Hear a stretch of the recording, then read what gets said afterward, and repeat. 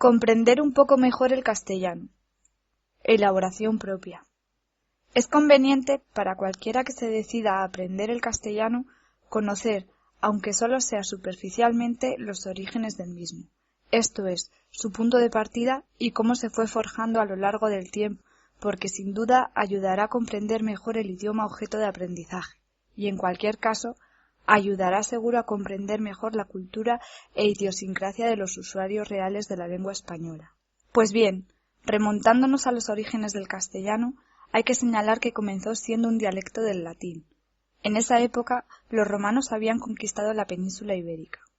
Estamos hablando de unos 200 años antes de Cristo, que es cuando los romanos anexionaron Iberia al Imperio Romano, comenzando a partir de ese momento lo que se reconoce como romanización, proceso durante el cual la cultura romana se fue extendiendo por la península, fundamentalmente impulsada por la lengua común de todo el imperio, el latín. Se puede afirmar que la conquista por los romanos de la península ibérica supuso para España entrar a formar parte de la primera potencia de la época, con todo lo que ello conlleva en cuanto a desarrollo en todos los campos del saber y conocimiento, economía, organización, etc.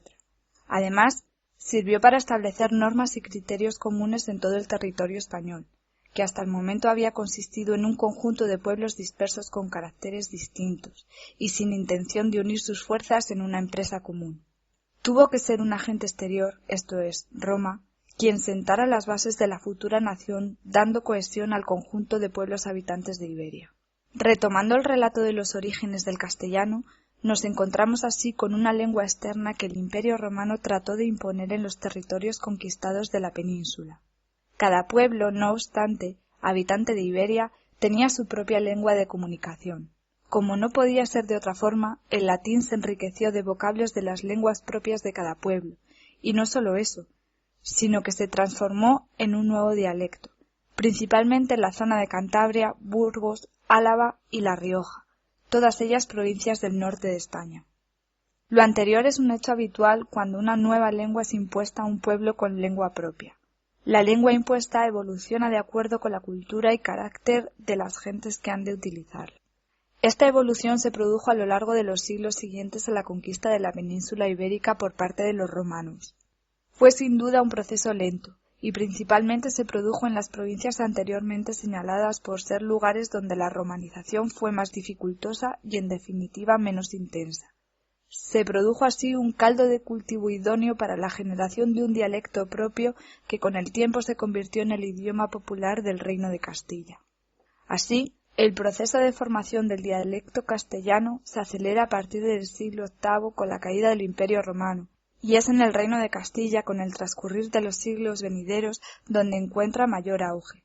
De ahí viene su nombre final, castellano, precisamente de la zona geográfica donde se desarrolló fundamentalmente.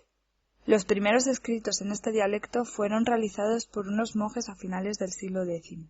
Consistió en pequeñas anotaciones a escritos realizados en la lengua oficial, el latín, con objeto de aclarar el significado de ciertas palabras en la lengua realmente hablada por el pueblo, que no era otra que este castellano incipiente hablado por el pueblo.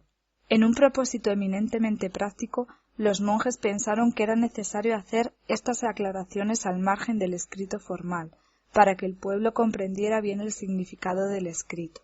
Dando un salto en el tiempo, encontramos otro hito importante en el siglo XV, la publicación de la primera gramática española o gramática castellana, en pleno periodo de unificación española tras la reconquista de la península ibérica de manos musulmanas.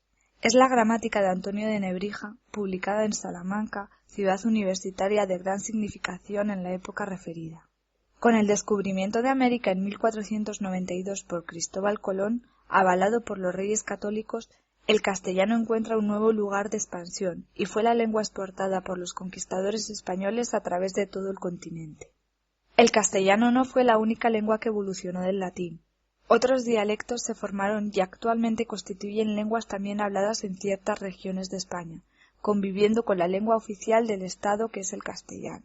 Tal es el caso del gallego, hablado fundamentalmente en la comunidad autónoma de Galicia, en el noroeste de España, y el catalán, hablado en Cataluña, al noreste de la península ibérica.